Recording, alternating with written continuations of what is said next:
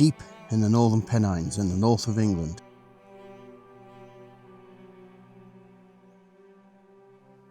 lies a dramatic valley called Gunnerside Gill. From above, the valley stretches out in quiet beauty. Heather sweeps across the moors. The Beck threads silver through the gill, and the wind drifts over slopes carved by time. At first, it feels like a place untouched, but as the eye lingers, questions begin to form. Why do the hillsides bear long unnatural scars, as if the earth itself had been carved and rewritten by human hands?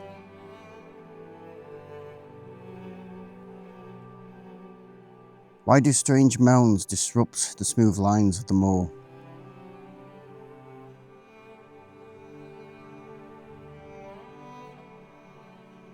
What stories of toil, ambition and danger are hidden here? Lives shaped and sometimes broken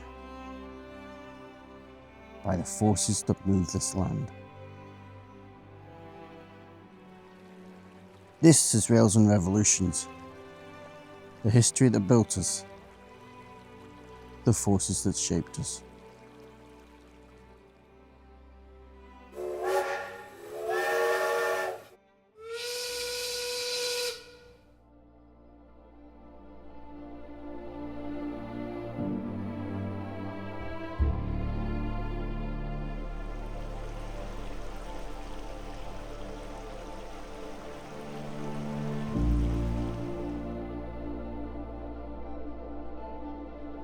To anyone passing through, it may seem like any other dale, a place of peace, farming and timeless rhythms.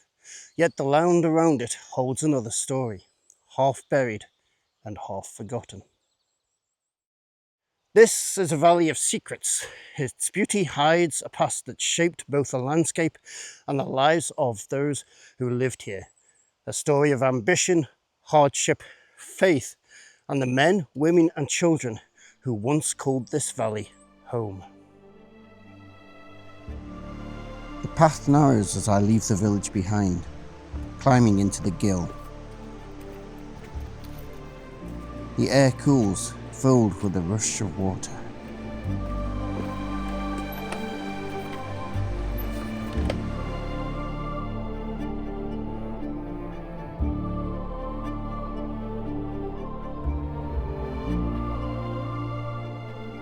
This is where the valley begins to reveal itself.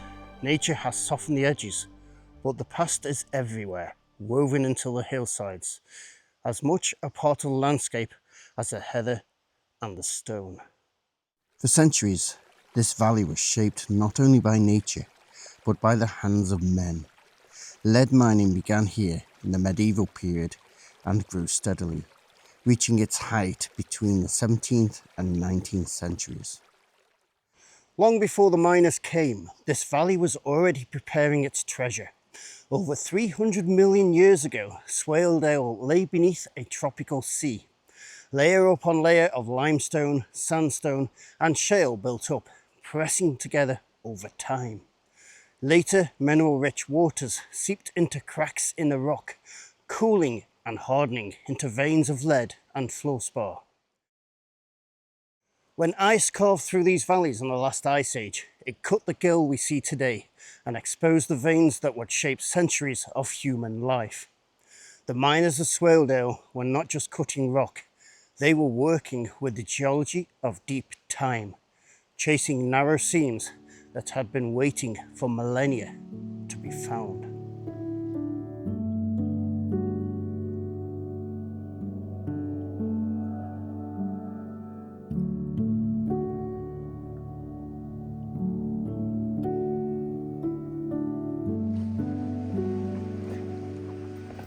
As the path continues, the gill begins to broaden.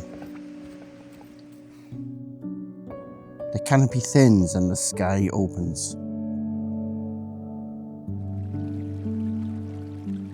Beck slows winding through flatter ground.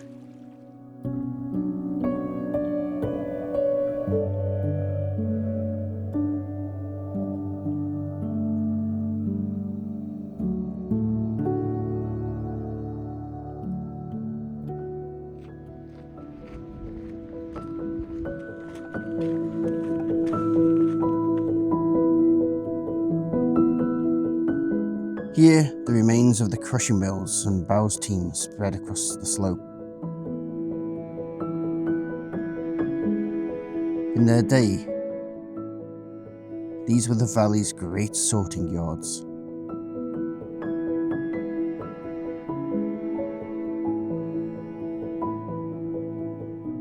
Ore brought down from the levels was tipped into the Bouse teams. Stone storage bays stacked neatly along the hillside. From there, it was carried into the mills, where iron crushers and rollers broke it down for washing and smelting. Leaving the mills behind, the valley remains broad and open, the Beck glinting into the light.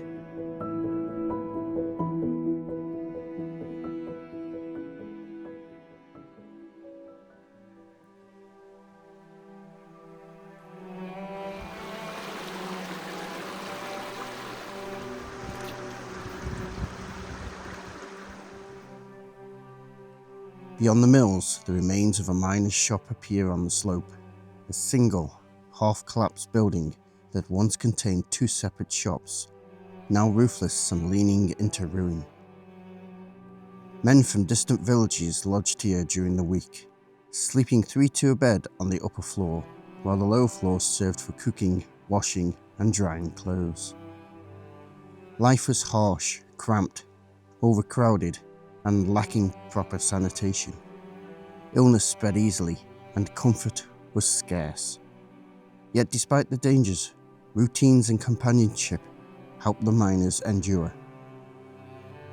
And the ruins still echo with the memory of those lives. Ahead, a great arch begins to emerge from the slope, a doorway into the earth itself.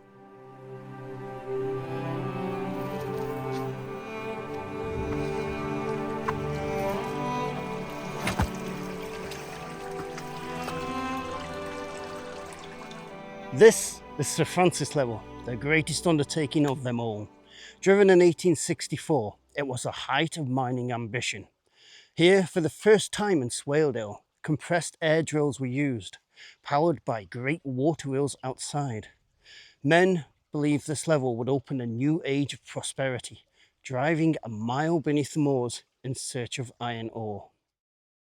And still, faith and superstition followed them. Some carried charms, coins, carved stones, scraps of scripture before shifts.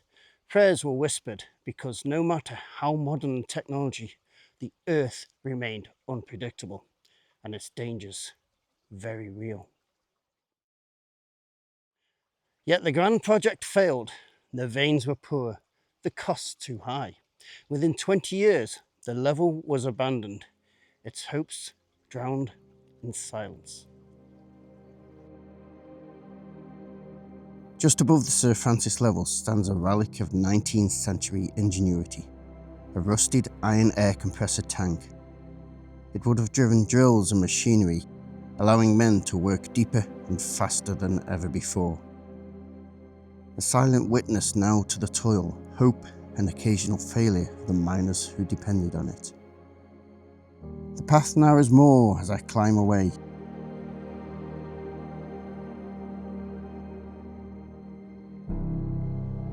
The Beck rushing louder below.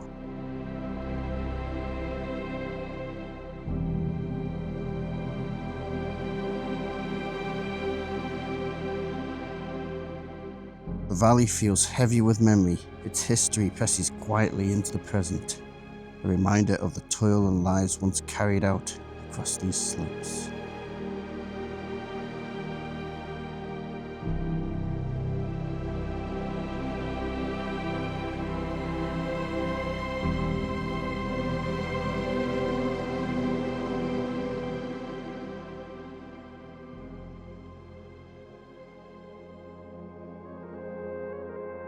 Next, we see the majestic ruins of Dolly Lead Level. The place feels lonely and raw, the silence heavy. The ruins are dramatic. Collapsing walls, broken arches, tips of waste spilling outwards as though the hillside itself bled stone. It's a place where the industry scale is written plainly, where human effort and geological force seem locked together.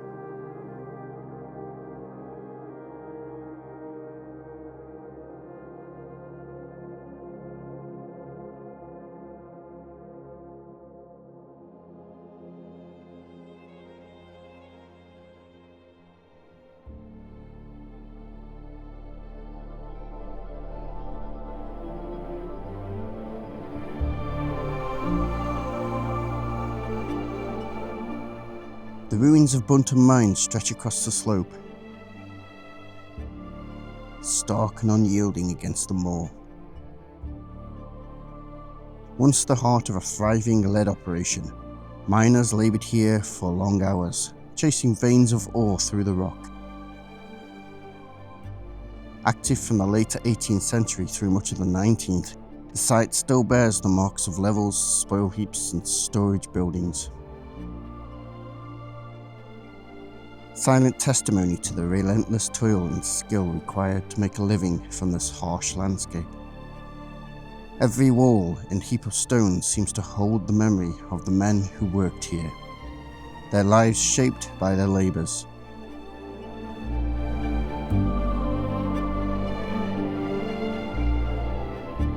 Above the mine, a vast scar cuts into the hillside.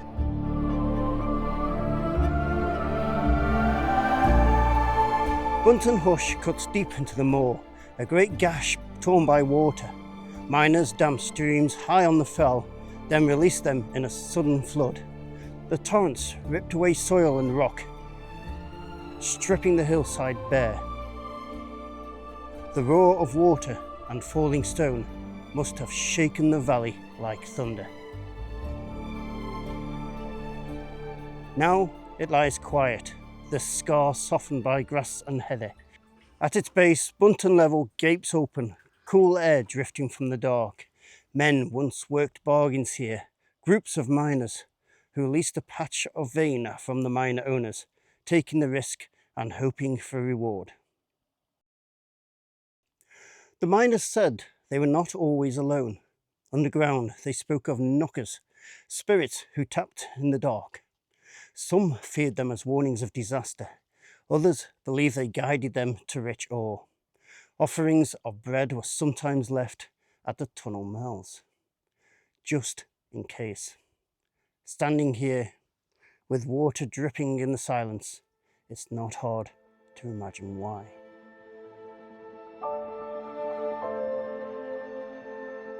The valley begins to close in as I moved higher. The slope steeper, the air cooler.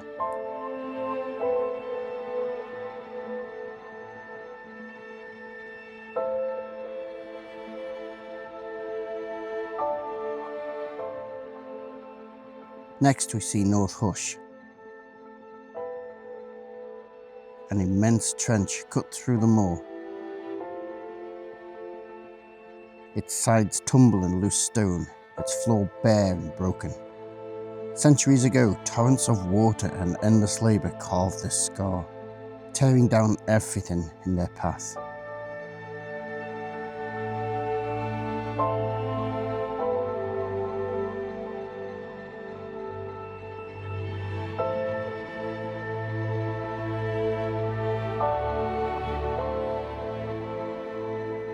The valley begins to close in as I moved higher.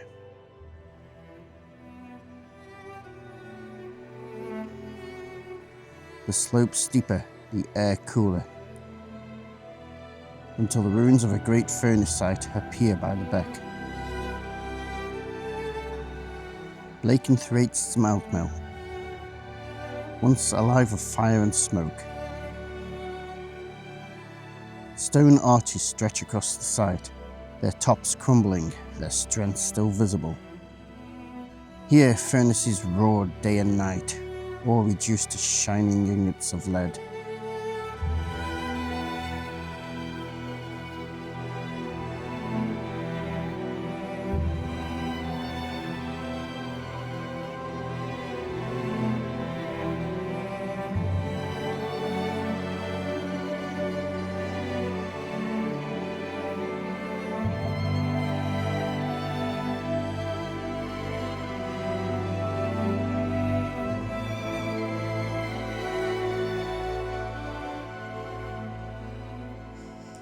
Around the mill, the air would have been thick with fumes. Lead poisoning was a constant risk. Children worked here, their hands raw from sorting ore. Many of the miners travelled from distant villages and lodged during the week in the mine shops here on the Gill. And yet life found its rhythms. Chapels rang with hymns on Sundays, fairs were held on the fells, and neighbours shared what little they had. Every hush, every spoil heap, every ruined wall is a fragment of memory. Men who slept 3 to a bed in the mine shops. Children who spent their days breaking stone. Their names may fade, but their presence lingers in the stories of this valley. Today, the valley is quiet again. Heather blooms across the hushes, birch roots in the spoil heaps. Streams sparkle where furnaces once burnt, but the silence is not empty. Listen closely and the Gill still speaks. Its beauty is inseparable from its scars. Its peace inseparable from its history. At the start of this walk, Gunnerside looked like a place of beauty alone. Now I see the layers, the geology of deep time, the ambition of the miners, the hardship of their lives, and the faith and superstition that carried them through. For me, this walk has been more than a journey through a landscape. It has been a journey through time, a chance to step into the world of those who came before, to hear their echoes in the stones and the water. And as I leave, I carry their story with me, a story written in the very bones of this valley, waiting for anyone willing to listen. If you believe these stories matter, the ones etched in stone, carved into the hillside, whispered in the hushes, help keep them alive. Like the video, share it with someone who has walked these slopes, gazed into a level, or felt the silence of a ruined mill. Subscribe for more journeys into the places that shaped the lives of those who came before us, because heritage isn't just about preserving structures, it's about understanding the people, the work, and the world they left behind. And if there's a valley, a forgotten lead level, or a corner of the northeast you think we should explore, please let us know in the comments. The story of this land isn't over. It's still being written, one miner, one ruin, one echo at a time.